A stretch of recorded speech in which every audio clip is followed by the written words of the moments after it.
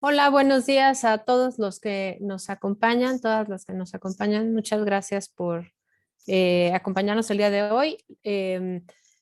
Estábamos esperando que se juntara un número de periodistas, pero dado que ya tenemos ahorita más de 20 personas conectadas, entonces vamos a dar la bienvenida. Yo soy Sofía Ramírez Aguilar, soy la directora de México Como Vamos. Este es nuestro primer esfuerzo por tener una comunicación más ágil con todos ustedes que además de manera permanente se nos acercan. Les agradecemos muchísimo que nos tengan contempladas como una fuente confiable de información, no solamente a través de la página, sino también de manera directa. En gran medida el éxito de la organización en esta nueva etapa ha sido justamente contar con ustedes. Entonces, pues sin más, vamos a empezar con la información en respecto al tiempo de todo el mundo. Y me gustaría compartirles que Adriana García, quien es la coordinadora de análisis económico en México Cómo Vamos, me acompaña. Vamos a estar hablando las dos y les voy a pedir dos cosas. Si nos hacen favor de mantener su micrófono apagado y mandar las preguntas ya sea por el chat del Zoom o si al final de la presentación nos quieren hacer preguntas, creo que va a ser la forma más organizada de hacerlo. Entonces, ¿me confirman por favor quienes están aquí que pueden ver nuestra pantalla? Bueno, pues asumo que sí. Entonces, muchas gracias. Adriana, tú sí puedes verla, ¿verdad? Sí, sí la puedo ver. Perfecto. Hoy vamos a hablar de 5 temas. Vamos a dar un panorama de la economía mexicana. Vamos a hablar de los resultados, de los datos revisados del PIB del cierre del año pasado al cuarto trimestre del 2021, de la recuperación sectorial y del PIB per cápita, porque mucho se habla del tamaño de la economía, que estamos a niveles de 2016, pero poco se toma en cuenta que realmente el tamaño de la economía poco importa si no se regresa a niveles de riqueza, de producción y de crecimiento, pues que alcancen para que todas las personas puedan tener un nivel de vida deseable y sobre todo que regresemos a esta trayectoria de crecimiento positivo de largo plazo que de por sí no era particularmente alta. Vamos a hablar de mercado laboral, de la estructura, de la pobreza laboral, de la informalidad y también vamos a hablar de la inflación en estos tiempos asiagos, tiempos de guerra que al final del día pues sí se va a ver impactado, digamos, por las condiciones internacionales. Y finalmente vamos a mencionar las expectativas de crecimiento por parte de organismos internacionales. Sin más, vamos a arrancarnos. La evolución reciente del PIB, como les comentaba yo, en el periodo 2011-2018 ya traía una trayectoria ascendente positiva de crecimiento de 2.7%, que ciertamente no es suficiente para mejorar la calidad de vida de las personas, porque además tenemos pues, una distribución del ingreso particularmente desigual. Entonces, crecer al 2.7%, si bien era una tasa positiva, no era una tasa suficiente porque nosotros consideramos que la meta de crecimiento a largo plazo para México, dadas las condiciones pues, del mercado laboral, de la inversión deseable, del potencial de crecimiento es de 4.5% anual, no 2.7. Entonces, si bien ya veníamos de una trayectoria de crecimiento permanentemente positiva, no era suficiente. Ahora, podemos ver que el último pico, es decir, el nivel máximo de producción de nuestra economía se da en el tercer trimestre de 2018 y pues el anuncio, digamos, de la clausura del aeropuerto de Texcoco, del nuevo aeropuerto de la Ciudad de México, pues impacta de manera importante las expectativas de los inversionistas y una vez que se detiene la inversión privada, ya no solamente dependemos de la inversión pública que se venía ralentizando desde un año antes de que terminara el sexenio Peña, pues un poco debido a al sobregasto que se ejerció en ese sexenio en términos de inversión. Bueno, pues vemos cómo se estanca el crecimiento económico y 2019 cierra un poquito más chiquita la economía de lo que había en 2018. Con la crisis del COVID es muy evidente que la caída de menos 8.4% pues en la mitad del en el segundo trimestre, en la mitad del 2020, pues acaba de profundizar algo que ya veníamos experimentando desde el año previo, que era pues malas condiciones para la inversión y malas condiciones para el crecimiento. Perdón, les reitero, si nos pueden ayudar apagando sus micrófonos porque se está enfocando un poco la presentación. Sofía, pero ¿nos puedes poner la presentación para que vean la evolución de la economía que nos estás contando, por favor? Sí, estaba yo preguntando si podían ver mi presentación por eso, pero ahorita mismo regreso para allá. Algún error de transmisión. Ahora sí pueden ver mi pantalla, ¿verdad? Sí. Perfecto. Aquí yo les venía hablando de esto justamente, de la trayectoria positiva de crecimiento de 2,7%, del último pico del tamaño de nuestra economía en el tercer trimestre de 2018, del inicio de la Exactly. administración. Les reitero, por 10 favor, si nos minutes. pueden ayudar apagando sus micrófonos porque Yes. estamos oyendo mucho ruido. If you like, or maybe in cafeteria, if you like a coffee or something. ¿Nos pueden ayudar desde la administración del Zoom, por favor, a silenciar a los compañeros que no están apagando su micrófono, por favor? Muchas gracias. Y bueno, pues finalmente, con la crisis del COVID, los confinamientos que experimentamos a partir de marzo-abril de 2020, bueno, pues cae nuestro tamaño de economía, el tamaño de la producción y el rebote, pues acaba siendo eso, un rebote que como pueden ver en la gráfica es absolutamente insuficiente y al final del día, pues cerramos un año 2021 con un crecimiento anual del 5% el año pasado y pues no llegamos a recuperarnos ni en el tamaño de la economía ni a nivel de PIB per cápita. Entonces, bueno, pues sin más, Adriana, te cedo la palabra para que nos des una revisión de las mediciones que tenemos pues de manera conjunta de la economía respecto a las expectativas y de manera sectorial muy concreta, así como la menciona el PIB per cápita. Muchas gracias. Primero, pues muy buenos días y gracias por acompañarnos en esta conferencia de prensa que queremos destacar cuál ha sido el crecimiento económico de México en los primeros meses de reactivación, porque todavía no podemos hablar de un mundo post-pandemia. Y en este respecto, el viernes el INEGI publicó el dato observado del PIB en 2021. Fueron noticias ligeramente mejores a las esperadas con el dato oportuno que hablaba de una segunda contracción trimestral.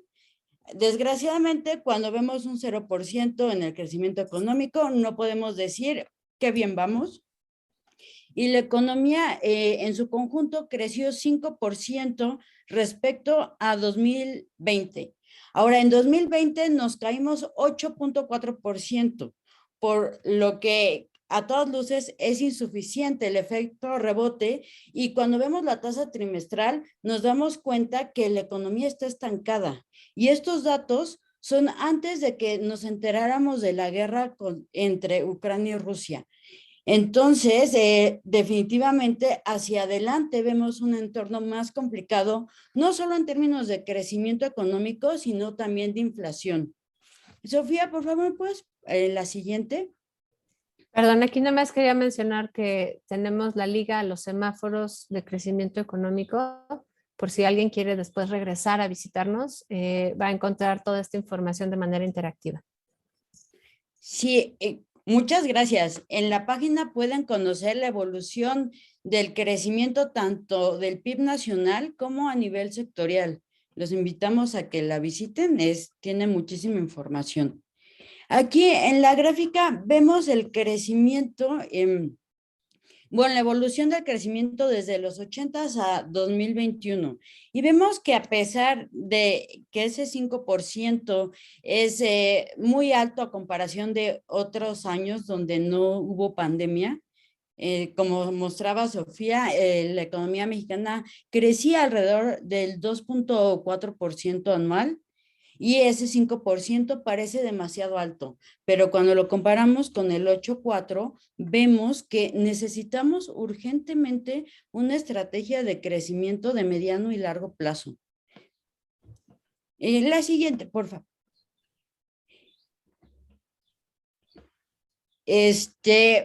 Y bueno, a pesar de que van a encontrar que nuestro semáforo de crecimiento económico está en verde, pues vemos importantes retos que como ciudadanos tenemos que involucrarnos en la discusión y estar viendo cuáles son las propuestas del Ejecutivo Federal, de nuestra Cámara de Diputados y Senadores, para ver si nos están proponiendo un plan de crecimiento consistente con el siglo en el que estamos viviendo y no cuando aparece ser que las propuestas hablan hacia 1900.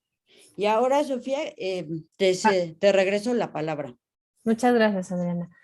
Vamos a hablar ahora de nuestra aproximación al empleo formal. La meta que nosotros tenemos en México, como vamos establecido por nuestro grupo de expertos y expertas en economía, es que tenemos que crecer 100,000 nuevos puestos de trabajo registrados ante el IMSS por mes, de forma que todas las personas que se vayan sumando al mercado laboral, sobre todo jóvenes que se vayan incorporando al mercado laboral, puedan encontrar un empleo formal con un vínculo formalmente reconocido por alguna autoridad y por lo tanto, pues con una mejor calidad en el empleo, mayor estabilidad, mejores remuneraciones y por supuesto, pues pago de todas las obligaciones de ley como aguinaldo, vacaciones, en caso de un cese injustificado, bueno, pues también un pago adicional. Bueno, los últimos datos que tenemos a enero de este año, de 2022, pues son de que se crearon 140,919 empleos. Nuevamente vemos que supera la meta de los 100,000 nuevos puestos de trabajo que esperamos que se creen y por lo tanto nuestro semáforo de empleo formal está en verde. Sin embargo, antes de regresar a este punto y explicar por qué no todo lo que brilla es oro, al igual que el 5% que mencionaba Adriana en el crecimiento de la economía, me gustaría dar aquí se nos cruzaron las láminas. Me gustaría dar un breve repaso sobre el mercado laboral y ahorita nos regresamos al sectorial. Bueno, el mercado laboral, como ustedes pueden apreciar, es de casi 59 millones de personas, que son las personas de 15 años y más que trabajan o buscan un empleo. De estas 59 millones de personas, casi 57 millones de personas están ocupadas, es decir, sí tienen un empleo. Y la diferencia de estos poco más de 2 millones de personas, pues son justamente quienes están buscando empleo. Tenemos un nivel relativamente bajo de desempleo si solamente consideramos quienes no están trabajando pero sí buscando trabajo, que son estos 2 millones de personas, pero tenemos varios retos asociados. El primero es la baja tasa de participación laboral. A nivel de la OCDE, y utilizamos este referente pues justamente porque es una manera de compararnos con un entorno internacional, sobre todo en un grupo de países, digamos, donde el desarrollo es mayor, el crecimiento es mayor y la calidad de vida es mayor en promedio, bueno, pues vemos que en promedio en la OCDE, 7 de cada 10 personas que trabajan o buscan trabajo están dentro de la población económicamente activa. Ahora, en México, si revisamos por sexo, 8 de cada 10 hombres de 15 años y más trabajan o buscan trabajo, mientras que las mujeres es solo 4 de cada 10 mujeres que trabajan o buscan trabajo. Cuando se separa por sexo, realmente los hombres están en una muy buena posición relativa en México, insisto, porque el promedio de la OCDE es de 7 de cada 10 hombres. Sin embargo, cuando se hace el promedio de hombres y mujeres, pues nuestra participación laboral cae y por lo tanto estamos por debajo de los niveles de la OCDE. Ese es el primer reto. El segundo reto es la formalidad y la informalidad. Cuando pensamos en un tamaño de economía como la de México, donde somos 128 millones de personas, pero solamente 56 millones de personas, 57 millones de personas redondeando trabajan o buscan trabajo, bueno, más de la mitad de las personas que trabajan tienen un empleo informal. 6 de cada 10 personas que trabajan tienen un empleo informal y eso implica pues que no tienen la seguridad social, no tienen el vínculo formalmente reconocido y solamente 4 de cada 10 personas que trabajan, 25 millones de trabajadores y trabajadoras, tienen esta posición de seguridad respecto a su empleador porque pues tienen un empleo formalmente reconocido. En promedio tiene además una mayor remuneración mensual. Además tienen acceso pues, a mecanismos de ahorro para el retiro, de atención médica, ya sea ante el IMSS, ISSSTE o alguna otra institución. Y por supuesto tienen las vacaciones pagadas, tienen aguinaldo y otro tipo de prestaciones. Ahora, cuando hablábamos de uno de los retos que era la baja tasa de participación laboral entre hombres y mujeres, Sabemos que esto se debe en gran medida a que las mujeres destinan 43 horas a la semana al empleo no remunerado dentro del hogar, mientras que los hombres lo hacen en una mucho menor proporción. Esta información la encuentran en la página de género de México Cómo Vamos, y les invito a que nos sigan no solamente en redes, sino también dentro de la página. Aquí pueden ver lo que refería yo hace un momento, que es la alta tasa de participación de los hombres, 8 de cada 10 hombres de 15 años y más, y 4 de cada 10 mujeres de 15 años y más, lo cual abre una brecha muy importante de más de 30 puntos porcentuales de diferencia. Y por supuesto, eso también es un indicativo de que los hogares encabezados por mujeres pues tienen menores posibilidades, pues ya no solamente por la brecha salarial, sino pues por la cantidad de horas que las mujeres solemos destinar justamente a los empleos, a las horas de trabajo no remunerado, y por lo tanto, bueno, pues los menores ingresos con los que cuentan esas familias. Ahora, aquí, esta es la tasa de desocupación laboral general, que como pueden ver, pues está por encima del 3.6%, lo cual no es muy alto, pero cuando revisamos la tasa de desocupación laboral, pareciera ser que la de los hombres es más alta. Y esto se debe a que hay una mayor búsqueda de empleo por parte de los hombres. Como les decía, 8 de cada 10 hombres de 15 años y más buscan trabajo o tienen un trabajo, y por lo tanto, pues la tasa de desocupación de hombres pareciera ser más alta. Sin embargo, el otro gran reto que tiene el mercado laboral es justamente el de la subocupación. Y la subocupación, que es de 9.3% con datos a enero de este año, nos da cuenta de que hay 9% de las personas que trabajan, que están ocupadas, que no están haciéndolo en las horas o digamos en la cantidad que podrían y querrían hacerlo. Y por lo tanto, seguramente están ingresando también menos ingresos de los que podrían y querrían tener. Cada vez que escuchamos que ya estamos a niveles prepandemia en el empleo, hay que tomar esto con un granito de sal, porque justamente pues mucha gente puede tener un empleo, pero no estar trabajando las horas que quisiera y que pudiera, y por lo tanto no está ingresando la cantidad de dinero que necesita ingresar en su hogar. Este tipo de recursos, justamente como el que están viendo en pantalla, lo encuentran en nuestra escuela de economía, y a mí me gusta detenerme en este rubro porque muy frecuentemente escuchamos que pues en México, al igual que en Estados Unidos, hay muchísima gente que ya no regresó al mercado laboral porque no quiso. Las condiciones son absolutamente distintas entre México y Estados Unidos, por lo que se puede hablar que en Estados Unidos la tasa de desempleo del 4% sí tiene un componente de mayor capacidad de negociación de los empleados y las empleadas en Estados Unidos respecto a la cantidad de empleos que se están ofreciendo en el mercado. Esa misma capacidad de negociación no la tienen los empleados en México, en gran medida porque la recuperación no ha sido igualadora, porque no estamos a niveles prepandemia, digamos, en la calidad del empleo ni en el nivel de la producción, por supuesto tampoco en las remuneraciones medias, y hay que tener mucho cuidado en irnos con este discurso que dice que pues hay una cantidad importante de personas en la población no económicamente activa que están disponibles, que realmente no quieren regresar a trabajar. Cuando en México vemos que en general hay gente que no está buscando ya trabajo, pero que estaría dispuesta a tomar un trabajo si se lo ofrecieran, mucho tiene que ver con la baja remuneración que reciben en promedio las personas, sobre todo en el empleo informal, que es casi el 50% del empleo formal, o sea, las remuneraciones del empleo informal son la mitad prácticamente de las remuneraciones del empleo formal en promedio, y por lo tanto muchas veces no se alcanza a cubrir el costo de oportunidad de estas personas para ir a trabajar, y por eso se quedan en casa, que es una situación absolutamente distinta a la que existe en Estados Unidos. Ahora, vamos a regresar al semáforo de por qué nuestro semáforo de empleo formal ya está en verde. Y a mí me gustaría que recordáramos que de los 25 millones de personas con un empleo formal, es decir, de estos 4 de cada 10 trabajadores y trabajadoras que en México tienen un empleo formal, el 82% de esos trabajadores y trabajadoras están registrados ante el IMSS. El otro 18% está registrado ya sea ante el ISSSTE, ante los sistemas estatales de seguridad social por parte de los gobiernos estatales.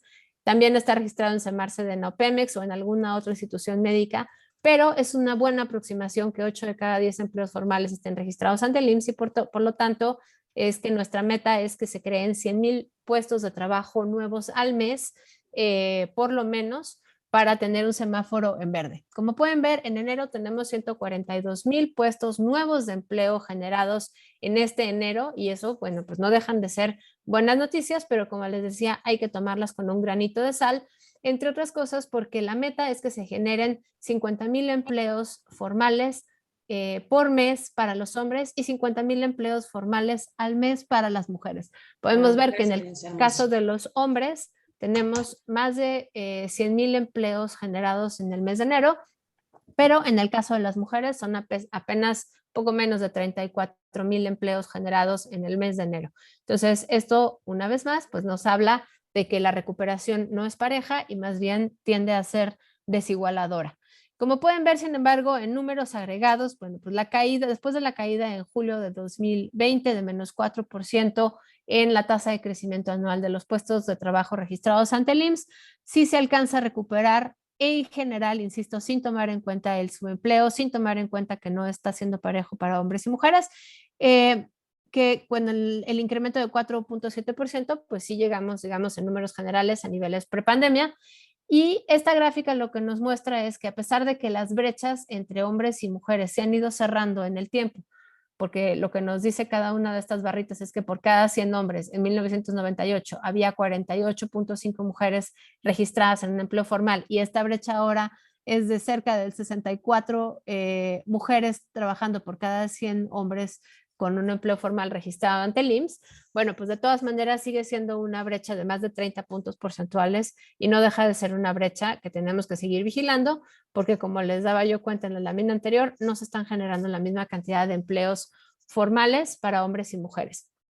Ahora vamos a hablar del semáforo de pobreza laboral y de la importancia de reducir la población que no puede comprar la canasta básica de su salario, sobre todo a la luz de que justamente la pobreza laboral está sumamente vinculada con la informalidad y por lo tanto no deja de ser un foco rojo. Sabemos que la ENOE, entre otras cosas, que es de donde sacamos la información, digamos, de la fotografía general del mercado laboral, pues nos informa lo que la gente reporta y tenemos que tomar en cuenta que puede haber cierto subreporte, ya sea por incentivos de las personas a no decir cuánto gana, digamos, en los deciles más altos, pues porque la gente tiene miedo a decir que realmente tiene más ingresos de los que tiene, o en los deciles menos altos, en los deciles más bajos, porque la gente no quiere decir que realmente está ingresando más de lo que ingresa porque tiene miedo a perder los programas sociales. En cualquier forma, dado que es una serie de hace muchísimo tiempo, es una manera muy confiable de comparar la evolución de la pobreza laboral y de los ingresos en el tiempo, y por lo tanto, nosotras lo utilizamos para tener un identificador de cómo vamos en términos de la cantidad de gente que con el ingreso laboral de su hogar no puede comprar la canasta básica, así sea autorreportado. Aquí podemos ver cómo la infografía nos indica un ejemplo muy clarito de qué es pobreza laboral. Y si pensamos en el tamaño de un hogar promedio en México de 4 personas, pues necesitaríamos poder comprar 4 canastas alimentarias con el ingreso laboral. Como estos 4 miembros del hogar come cada uno, digamos, en promedio una canasta alimentaria, y la canasta alimentaria cuesta en las zonas urbanas poquito menos de 2,000 pesos, pues alcanza perfectamente con un ingreso de 8,000 pesos para comprar la canasta alimentaria para estos 4 miembros. Ojo, aquí no estamos considerando ni papel del baño, ni estamos considerando ropa, ni servicios de salud y por supuesto ningún otro tipo de gasto. Solamente hablamos de la comida. No quiere decir que el hogar número 1 en el ejemplo la esté pasando bien, pero no estaría considerado como un hogar dentro de pobreza laboral.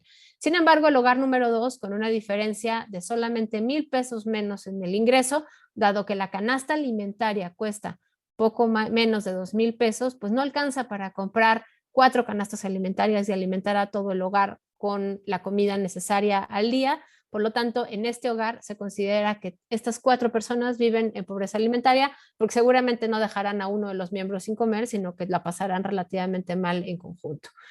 Sabemos que al cuarto trimestre del año pasado había casi 52 millones de personas en esta situación, en la situación del hogar 2, donde tienen problemas para comprar comida suficiente diaria para todos los miembros del hogar, y eso equivale a 40.3% de la población en México. Esto es un nivel altísimo, todavía no llegamos a recuperarnos de los niveles prepandemia. Ciertamente estamos mejor que hace un año, que en el cuarto trimestre de 2020, pero no deja de ser preocupante pues que estemos todavía por encima de los niveles que teníamos antes de la pandemia. Podemos además apreciar que a nivel nacional, en el semáforo estatal de pobreza laboral, pues vemos que 12 estados se encuentran en rojo, lo cual indica que es un estado con una mayor proporción de personas en pobreza laboral que el promedio nacional.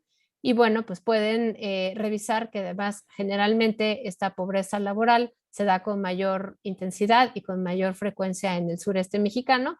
Sin embargo, bueno, pues no es exclusivo y en este caso incluso llega hasta el Bajío.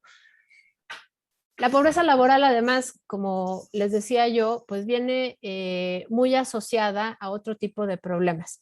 Sin embargo, pues podemos ver que en el cuarto trimestre de 2021 solo 7 entidades federativas tienen un nivel de pobreza menor que el observado antes de la pandemia, es decir, la mala situación de los ingresos en México aún no solo no llega a cubrir las necesidades más básicas, sino que claramente podemos ver que solamente estos 7 estados tienen menos pobreza laboral que antes de la pandemia. Por lo tanto, pues la diferencia entre los veintitantos estados que todavía tienen un mayor nivel de pobreza laboral, pues nos indica que justamente estamos en una muy mala posición relativa. Ahora, la pobreza laboral tampoco impacta igual a hombres y a mujeres. Es igual, al igual que la informalidad laboral o la propia formalidad laboral, pues podemos ver que el 40.3% de la población, como refería yo hace un rato, vive en pobreza laboral, pero las mujeres más frecuentemente padecen pobreza laboral. Lo que quiere decir no es que las mujeres vivan aparte separadas en cantones donde la pasen mal solas y que los hombres la pasen menos mal. Significa que los hogares donde hay más mujeres tienen una mayor propensión a tener pobreza laboral, entre otras cosas porque pues, las mujeres ganamos hasta un 20% menos por los mismos empleos y las mujeres nos empleamos más frecuentemente en un empleo informal. Por lo tanto, los ingresos de las personas que trabajan del sexo femenino son menores y por eso los hogares, ya sea encabezados por mujeres o donde hay más mujeres, pues tienen a atender una mayor pobreza laboral que los hogares donde hay menos mujeres y más hombres. En el caso de la informalidad laboral, como les refería yo hace un ratito, está sumamente vinculada a la pobreza laboral y por lo tanto, pues también vemos que la informalidad laboral entre las mujeres que trabajan, así como les decía yo que solo 4 de cada 10 mujeres de 15 años y más trabajan o buscan trabajo, bueno, pues las mujeres nos tendemos a emplear más generalmente en empleos informales, entre otras cosas porque pues hay mayor rezago, digamos, en los estudios, en la profesionalización en la experiencia laboral, pero también porque las mujeres tenemos estos roles asociados al género que implican que tenemos labores de crianza, labores de cuidado del hogar y pues tenemos menos horas para poder trabajar en un empleo formal con horarios rígidos y con mayor estabilidad, pero también pues con mayor demanda del tiempo de las mujeres. Entonces las mujeres tendemos a tener mayor ocupación en un empleo informal y la brecha entre hombres y mujeres en este indicador es de 5 puntos porcentuales. Esta es una gráfica que nos muestra la correlación que guarda la informalidad laboral con la pobreza laboral y como pueden ver está muy claro cómo a nivel estatal pues la pobreza laboral va asociada a una alta tasa de informalidad laboral. Tenemos por supuesto al sureste mexicano en los niveles de mayor pobreza laboral, en el caso de Oaxaca y Guerrero además de mayor informalidad laboral y tenemos en el otro extremo pues estados como Chihuahua con las menores tasas tanto de informalidad laboral como de pobreza laboral, Coahuila, Nuevo León, Baja California Sur, Baja California, Sonora y Aguascalientes. Nada que no nos sorprenda y que no les haya yo mostrado en los mapas como este nuevamente de informalidad laboral, donde podemos ver que al cuarto trimestre de 2021, pues 15 entidades federativas muestran un semáforo en rojo, que una vez más lo que indica es que tenemos una mayor informalidad laboral dentro de los mercados laborales de cada estado que el indicador nacional y por lo tanto por eso están en rojo. Esto por supuesto fluctúa y varía trimestre a trimestre, pero no con la suficiente intensidad como para que el mapa cambie. Una vez más vemos al norte y al Bajío en colores verdes y amarillos y vemos pues al sur de México con colores más rojos. Ahora, la pobreza laboral tampoco se da de manera homogénea entre hombres y mujeres a nivel estatal y pues aquí, como pueden ver, cuenta de ello, son estados donde a pesar de tener, por ejemplo, como Colima, una baja tasa de pobreza laboral generalizada, pues vemos cómo la brecha entre hombres y mujeres es mayúscula. Lo mismo pasa con Baja California, Nuevo León, Baja California Sur, Chihuahua, que son estados que a pesar de que tienen una baja tasa de informalidad laboral y en general un PIB per cápita bastante más alto que el promedio nacional, pues de lo que nos habla no es de otra cosa, sino de gran desigualdad, una vez más, entre los hogares más pobres, entre los hogares encabezados por mujeres y el resto de los hogares. Ahora, respecto a la inflación general, me gustaría, Adri, que antes de retomarla pudiéramos regresar un momentito a la parte de los sectores y el crecimiento sectorial que se nos barrió hace ratito. Claro que sí. Y si me permites, puedes poner el PIB per cápita. Creo que funciona de manera perfecta para terminar la discusión sobre la pobreza laboral. Aquí estamos viendo una gráfica del promedio nacional. No estamos hablando del sureste ni del norte del país. Y vemos que el PIB per cápita, que es el ingreso entre los habitantes que tiene México, es de 138,640 pesos anuales y estos son pesos de 2013 para que la comparación pueda ser real y no tengamos el efecto de la inflación. Cuando nos damos cuenta, vemos que este nivel es cercano al que teníamos en 2013. De ese tamaño es el retroceso que tenemos en crecimiento económico y en bienestar para los mexicanos.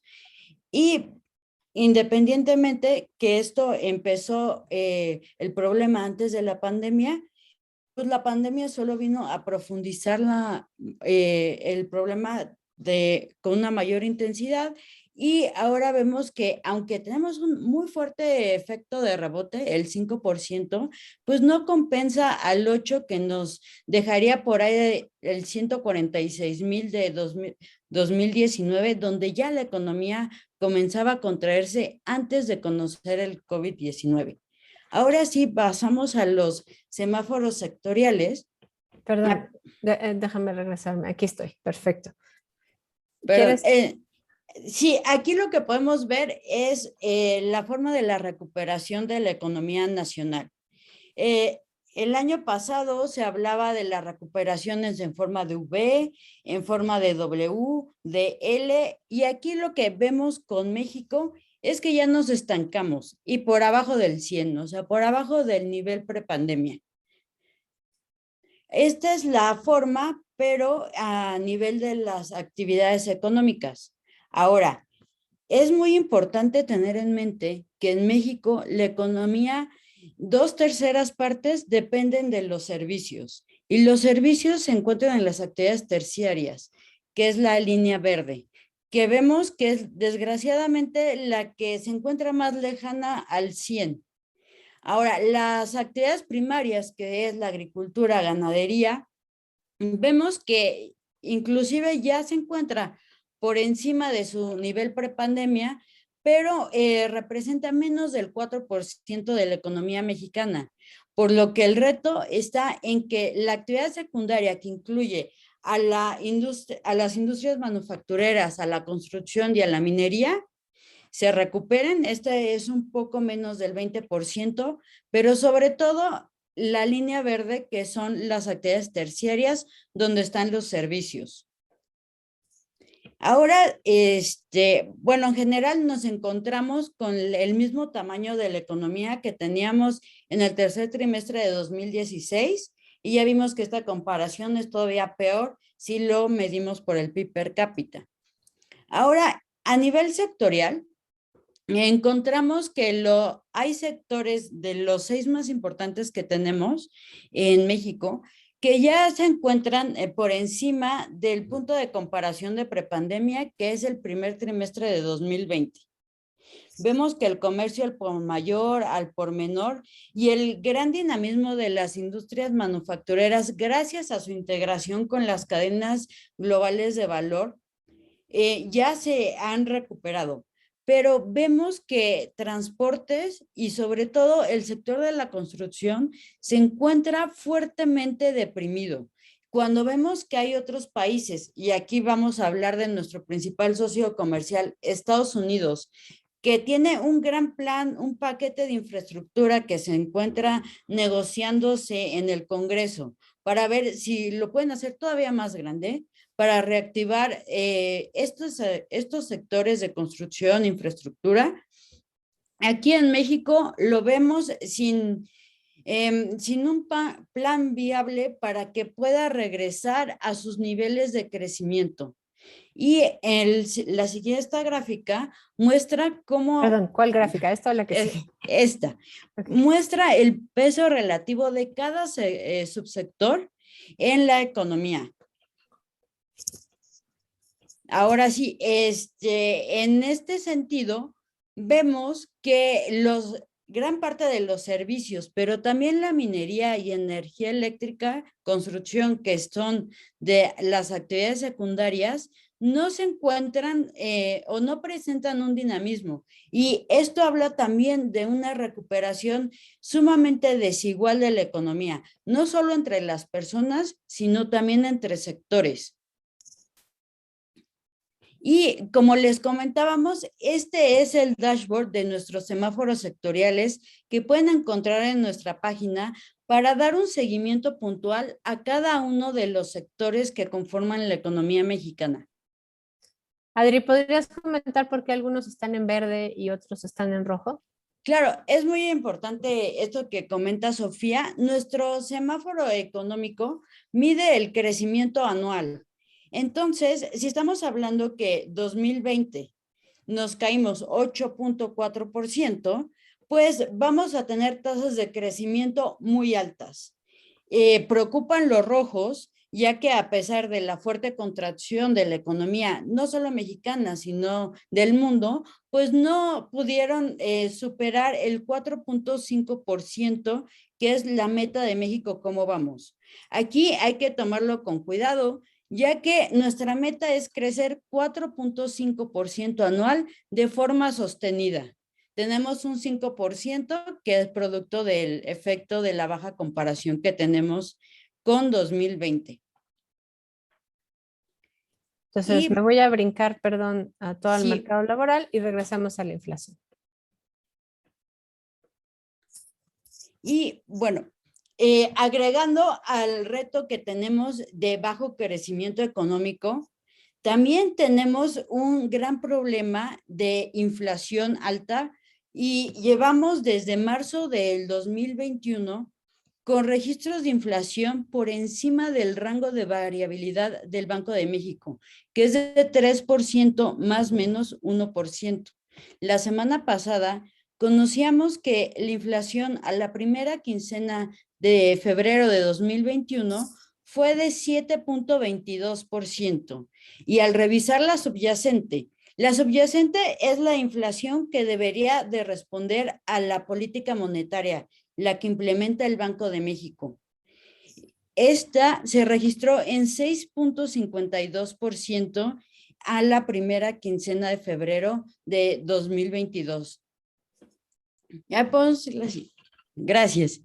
Bueno, esta es la evolución de lo que les comentaba de la inflación general.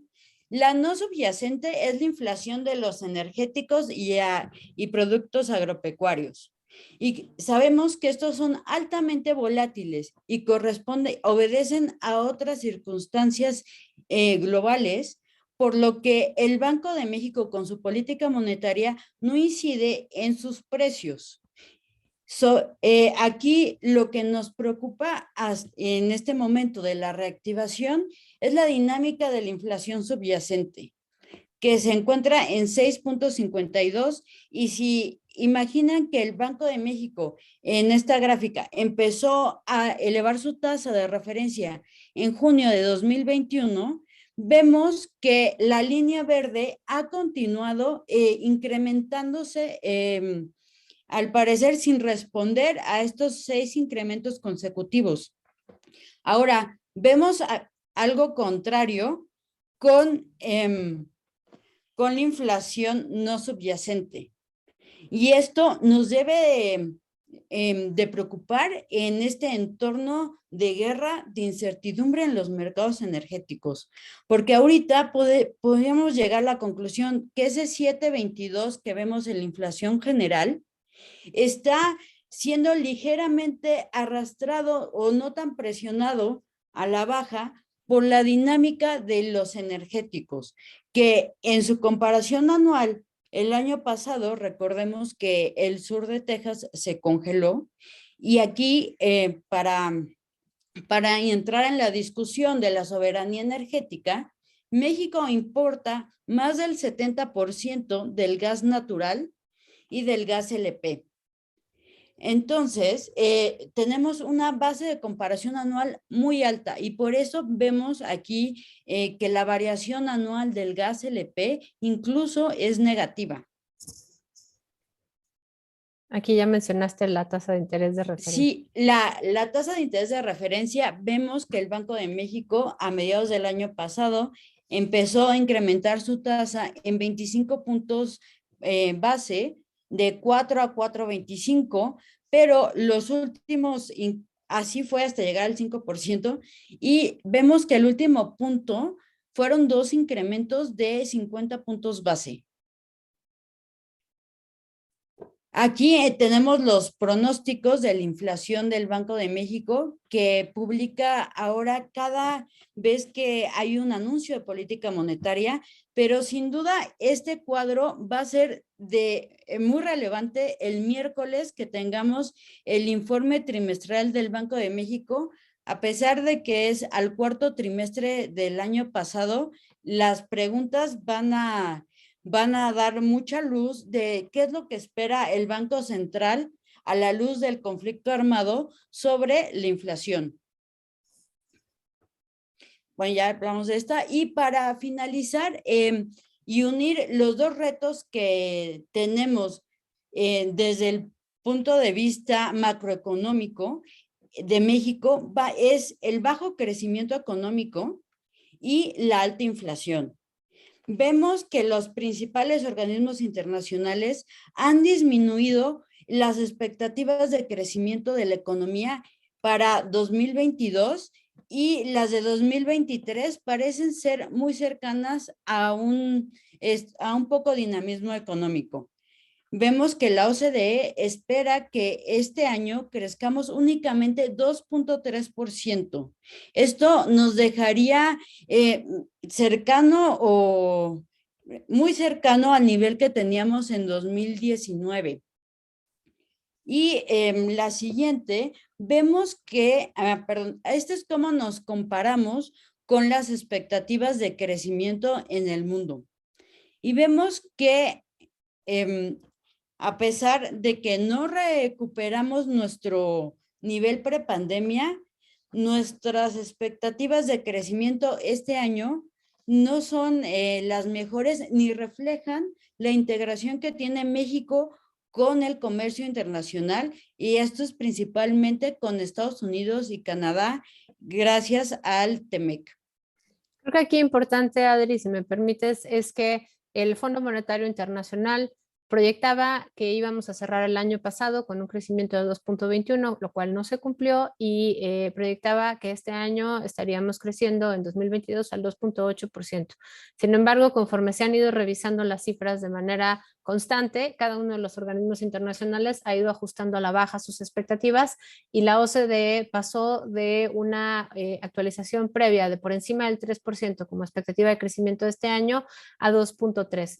Con lo cual, bueno, pues no nos dejan necesariamente en la mejor posición relativa, sobre todo, bueno, pues a la luz de que tampoco los especialistas consultados por el Banco de México, incluso en encuestas privadas, pues tenemos una expectativa de ya estar creciendo más cercanos al 2% que al 3% de este año, y por lo tanto, pues tampoco estaríamos acercándonos al 4.1% que planteaba Hacienda en sus criterios económicos al cierre del año pasado, para el crecimiento de este año.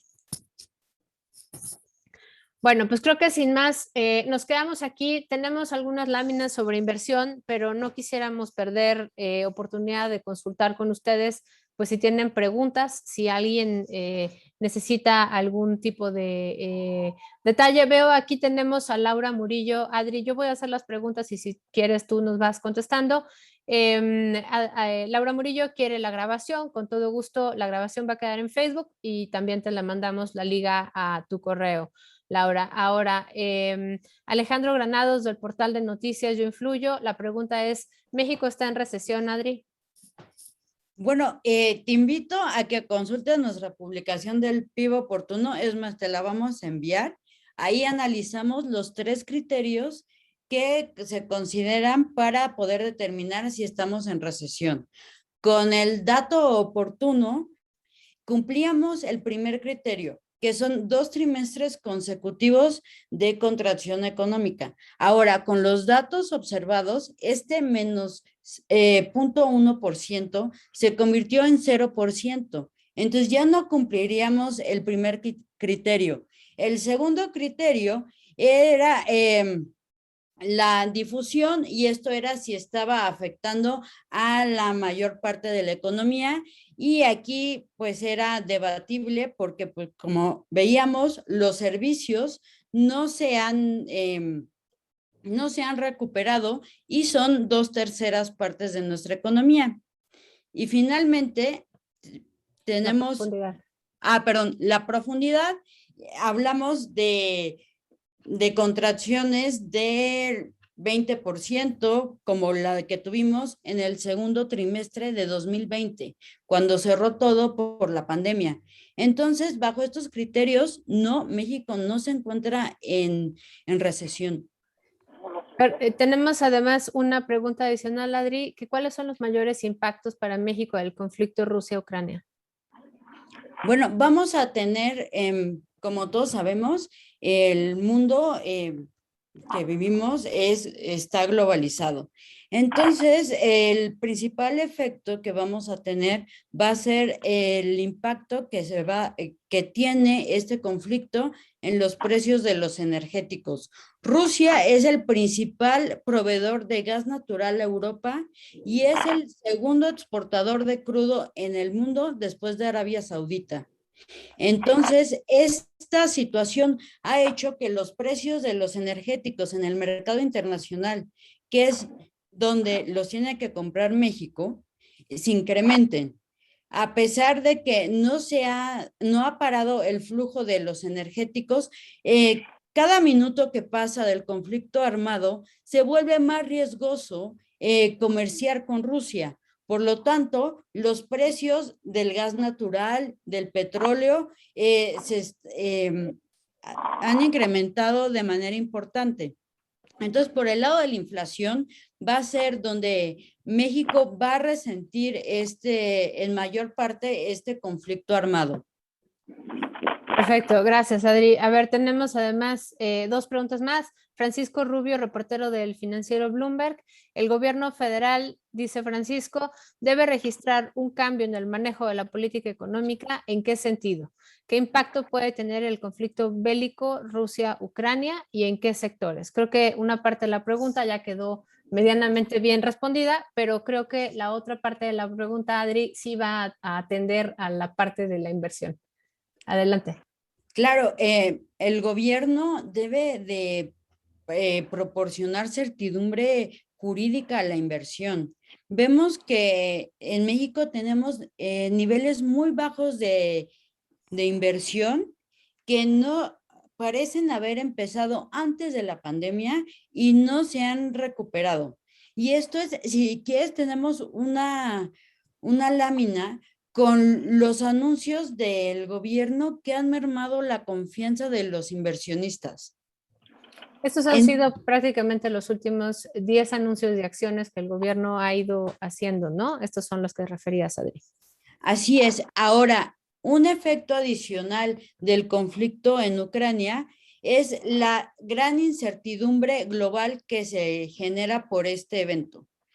Esto quiere decir que capitales que están o estaban dispuestos a invertir en economías emergentes, como es el caso de México, van a mover sus inversiones o van a mover no solo su inversión en cartera, sino también en infraestructura a economías con menores riesgos asociados.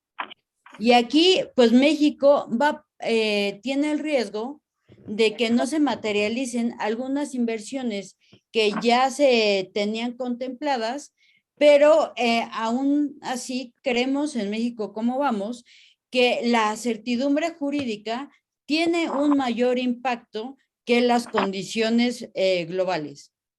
Me gustaría ahondar en este punto antes de pasar a la siguiente pregunta, que justamente vemos que México tiene apenas el 20% del PIB en inversión y que la inversión del gobierno, como les decía yo hace un rato, pues vino en franca caída, pues prácticamente desde hace ya 10 años. La última vez que tuvimos una gran crisis económica, el gobierno se empeñó en gastar de manera importante como para medida pues contracíclica para contrarrestar la crisis económica, cosa que no hemos visto en estos últimos 2 años de pandemia. Estamos por abajo del 3.2% del PIB en inversión pública y obviamente sumado a la inversión privada, pues apenas alcanza el 20.4%, muy lejos del 24% que es nuestra meta en el semáforo de inversión en México, ¿cómo vamos? Y adicionalmente a eso, me parece importante destacar que de las últimas 10 acciones o anuncios que el gobierno federal ha hecho y que han ido mermando de manera muy sistemática la confianza de los inversionistas, por lo menos 7 tienen que ver con el sector energético.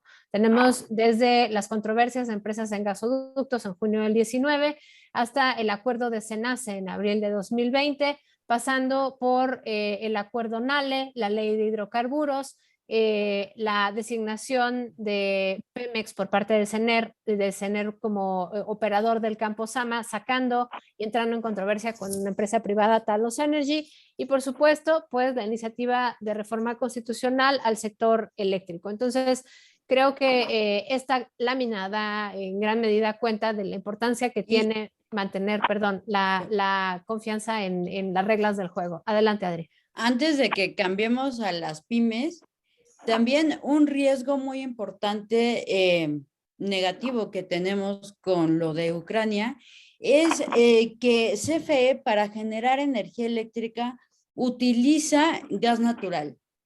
Entonces vamos a tener también presiones en las finanzas públicas porque pues vamos a comprar este insumo a mayores precios.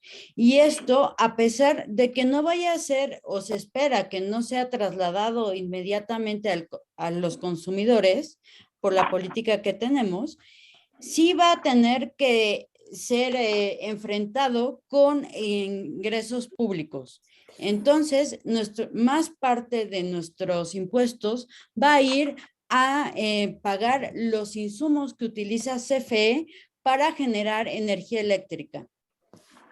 A ver, me gustaría juntar, tenemos 2 preguntas, tenemos a José Ávila y a Cristian Telles de Expansión y el Financiero correspondientemente, haciéndonos 2 preguntas que se mezclan, así que voy a agarrarlas en segmentos. Nos preguntan del mercado laboral, en ese sentido esa va a ser la última pregunta que respondamos, pero nos preguntan ambos por vías separadas, por un lado, ¿por qué la política monetaria de Banxico, Adriana, no ha tenido un impacto en la inflación subyacente? Y nos pregunta, por otro lado, Francisco, ¿qué factores influyeron en el mercado laboral? No, ese es el mercado laboral. ¿Cuál es el panorama para el sector de la construcción en el 2022? Podemos regresarnos entonces a esas 2 y luego retomo las de mercado laboral, por favor. Entonces, en resumen, es por qué la política monetaria de Banco de México no ha tenido impacto en la inflación subyacente y cuál es la expectativa del sector de la construcción. Muy bien. Bueno, primero de la política monetaria del Banco de México, creo que es una pregunta crucial que vamos a escuchar el miércoles, pero tenemos la reapertura económica de la pandemia. Eso hizo que alrededor del mundo tengamos inflaciones por encima de los objetivos de los bancos centrales. Este fenómeno no es específico de México, sino es compartido por la mayoría de los países alrededor del mundo. Y uno va a ser el efecto reapertura y otro muy importante fue la recomposición del gasto de los hogares. Al estar cerrados los servicios, Bueno, los consumidores incrementamos nuestra demanda por los bienes y entonces vemos una alta inflación en estos rubros. También el que se detuvieran los problemas de las cadenas de suministro globales han encarecido los bienes. Y vemos que estos retos son producto de que se cerraron las economías para para detener la transmisión del virus y tratar de combatir la pandemia, y un efecto que tenemos ahora ya en el mundo que se abrió es la alta inflación. Creo que aunado a lo que acabas de responder, Adri, parte del problema es que, como refería Adriana, este incremento en la inflación, pues pareciera que con la primera subida en la tasa de interés de referencia de Banco de México en junio, pues sí hubiera habido una suerte de recepción por parte de la inflación subyacente, que es aquella que es susceptible a la política monetaria. Recordemos que la no subyacente, por definición, no es susceptible a la política monetaria y tiene mucho que ver, pues, con uno, la ciclicidad de, digamos, las cosechas y este tipo de bienes que no están sujetos, digamos, a mecanismos de control de precios, sino más bien a cambios en las estaciones o a los precios internacionales, como pueden ser el de los energéticos. Entonces, realmente, cuando hablamos de a quién tiene que influir la política monetaria, estamos hablando de justamente la inflación subyacente, y parte del problema, y por lo cual en las últimas decisiones de política monetaria los aumentos han sido ya de medio punto porcentual en vez de un cuarto de punto porcentual, tiene que ver con que justamente el Banco de México está haciendo un esfuerzo importante por cumplir con su mandato, que es preservar el valor adquisitivo de la moneda mexicana, que nuestro dinero valga y no pierda valor, y por lo tanto está haciendo un esfuerzo muy importante porque no exista un incremento en las expectativas de inflación. Parte de la composición de la inflación en una economía emergente como la que es México tiene que ver con que no solamente es cuánto están aumentando los precios de los insumos, sino cuánto esperamos que aumenten más todavía en un futuro inmediato y en un futuro no tan inmediato los precios de esos insumos. Por lo tanto, es importante que Banxico mantenga esta política de aumentar la tasa de interés de referencia, que aunque a algunas personas les podría parecer extrema, incluso dentro de la propia Junta de Gobierno subirlo medio punto porcentual, dado que todavía no estamos en un punto de recuperación económica a niveles prepandemia y por lo tanto el aumento en la tasa de interés de referencia frena el consumo. Bueno, pues por el otro lado tenemos que si no se limitan las expectativas de inflación, de crecimiento inflacionario, pues podríamos acabar en una espiral inflacionaria como la que conocimos en los 80s, en los 70s y en los 90, a donde quienes tenemos todavía esta memoria histórica, pues vale la pena mencionar, no queremos regresar. Ahora, perdón, me voy rápidamente al sector de la construcción, perdón la brincadera de las láminas, pero creo que es la manera más eficaz de hacerlo. Adriana, no sé si quieras comentar algo, por qué es importante la construcción y cuáles son las expectativas. Sí, claro, vemos que la construcción representa más del 5% de la economía mexicana, y recordemos que el sector de la construcción siempre ha presentado dificultades para recuperarse de las crisis, sobre todo de las crisis financieras, porque necesita inversión, necesita insumos que representan una grandes cantidades de dinero. Entonces, lo que vemos es que va a tener todavía mayores retos en inicio en 2022, cuando se normalicen o se incrementen las tasas de referencia de economías como en Estados Unidos, y todavía mayor reto con la incertidumbre que se está generando por el conflicto armado en Ucrania. Entonces, para la construcción vemos un panorama todavía más complicado que el año pasado. Buenísimo. A ver, entonces nomás para cerrar, regresamos a las preguntas de mercado laboral. Me permiten un segundo, voy a cambiar de presentación. Literal, no veníamos preparadas para hablar con tanta profundidad de mercado laboral, pero tenemos aquí la respuesta a esa pregunta. Entonces, vaya, me parece que queda muy claro que los retos del mercado laboral pues tienen que ver con la informalidad, tienen que ver con la baja tasa de participación, sobre todo de las mujeres en dicho mercado laboral, de mujeres de 15 años y más, pero pues no solamente es eso, esto también abarca pues que la informalidad tiene bajas remuneraciones. Entonces no solamente es que 6 de cada 10 empleos sean informales, sino que el empleo informal paga en promedio 48% menos que un empleo formal. También vemos que tenemos un empleo insuficiente, una población subocupada. Estas son las cifras de diciembre, no las del último trimestre. Por eso está en 11% y no en 9%, como les mostré hace rato, pero al final no dejan de ser cifras válidas de diciembre del año pasado, que son las más recientes. Y al final también tenemos pues una baja productividad, que como refería Adriana, tiene mucho que ver con la poca inversión que se traduce en mayor productividad y por lo tanto de manera inmediata pues en mayor crecimiento económico, pero también en mejores remuneraciones. Creo que entre las soluciones que tendríamos que estar revisando pues es por un lado, por supuesto, mejorar las condiciones laborales, lo cual incorpora mayores salarios. Hemos visto cómo ha habido un incremento sustancial y sostenido año con año en la recuperación del salario mínimo, que todavía hoy día tiene un poder adquisitivo muy por debajo de lo que teníamos en los 90, de hecho es similar al que teníamos en 1985. Me parece que esto es algo que hay que destacarle a este gobierno, que se ha enfocado en coordinación con el sector obrero patronal o con los sectores obrero patronales en incrementar el salario mínimo y eso es una buena noticia. Sin embargo, es altamente insuficiente porque los salarios mínimos, una vez más, solamente benefician a aquellos que están dentro del sector formal. El gobierno estima que en el último momento de este año se hayan beneficiado 6.5 millones de hogares o bueno, 6.5 millones de familias y por lo tanto de esos hogares de trabajadores, pero 6.5 millones de trabajadores. Sin embargo, pues quedan alrededor de 14 millones de trabajadores y trabajadoras que ganan lo que costaba un salario mínimo el año pasado, que no se van a ver beneficiados por este incremento porque están en el sector, en un empleo informal. Ahora, otra de las condiciones laborales que es importante mejorar es la seguridad social. Vimos que con el reto de la pandemia, pues hubo un colapso de los servicios generalizados de salud.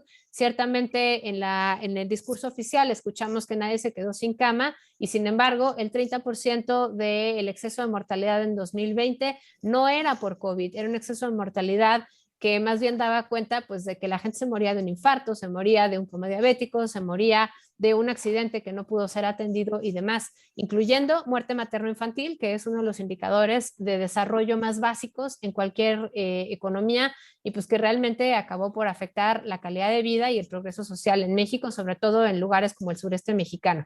También tenemos entre las soluciones la instalación de un sistema universal de cuidados que ya existe una minuta en el Senado, que es de noviembre de 2020, para hacer una reforma que permita que exista realmente en la ley un sistema nacional de cuidados. ¿Cuál es el problema? Pues que la minuta está ahorita ahí estancada, durmiendo el sueño de los justos y realmente no ha pasado ni a diputados ni se le ha asignado recursos, porque al final si no hay recursos asignados, pues no tendríamos capacidad, no tendríamos ni siquiera una cercanía a esta realidad de un sistema universal de cuidados que es importante porque pues si no, no tendremos más mujeres incorporadas al mercado laboral. Y finalmente pues hay que incrementar la productividad.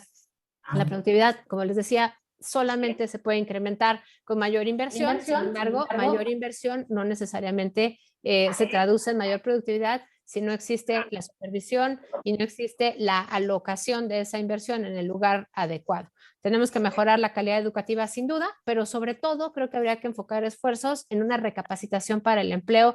Y este es un ejemplo que he usado con varios de ustedes, perdón si ya me lo han escuchado, pero aquellos empleos que antes eran como de probador de quesito en el súper, esa persona que se te acercaba y te decía quiere probar del quesito de tal o cual marca, esos empleos están en peligro de extinción y esas personas pues necesitan un trabajo y mientras no se les recapacite en entornos más digitales, en contextos de los nuevos empleos que tienen que ver pues con el comercio al por mayor y al por menor, pero a distancia, el envío, el uso de plataformas digitales y demás, pues serán empleos que, o sea, serán personas que encontrarán empleo en empleos de baja productividad y de baja remuneración. Entonces creo que esta es una primera revisión. Tenemos más preguntas, se nos está acabando un poquito el tiempo. Les quiero contar y regresar al principio. Les agradecemos muchísimo a todos quienes nos están visitando. Estamos en Facebook Live.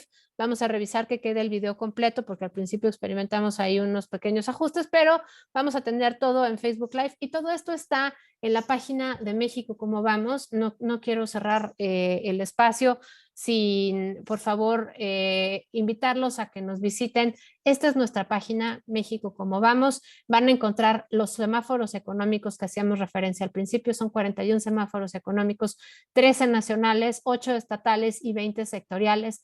Van a encontrar análisis destacado y actualizado de cada uno de los temas de coyuntura y van a encontrar también el respaldo y la respuesta de una diversidad ideológica muy importante de 81 expertas y expertos que mes a mes se dedican a responder nuestra pregunta. Hemos incluido cada vez más a personas más jóvenes, a mujeres, hemos incluido además, insisto, a personas de perfiles contextuales, ideológicos y trayectorias muy diversas, todos especialistas de alguna manera en políticas públicas o economía y por lo tanto acreditados en responder. Tenemos estos especiales que son micrositios temáticos donde hablamos del presupuesto federal, hablamos de las crisis que enfrentó ese presupuesto federal y aquellas que no pudo atender, hablamos de un diagnóstico del primer año post pandemia, hablamos de cuánta electricidad necesita tu empleo y tu negocio para sobrevivir en esta discusión eléctrica que no es menor. Tenemos un micrositio de género que es el que les enseñaba yo hace un momento, que tiene toda la información sobre el mercado laboral, pero además separada por sexo y por supuesto verán y se llevarán gratas sorpresas en lo fácil que es navegar la página, pero también se llevarán duras sorpresas al ver la cantidad de brechas generales que encontramos en el mercado laboral, no solo en el ingreso, sino también en las horas dedicadas a trabajo remunerado y no remunerado, y por supuesto a cuántas mujeres y cuántos hombres trabajan en un empleo formal e informal, y tenemos la información además por sectores, es decir, agricultura, comercios, servicios financieros, educativos, etcétera.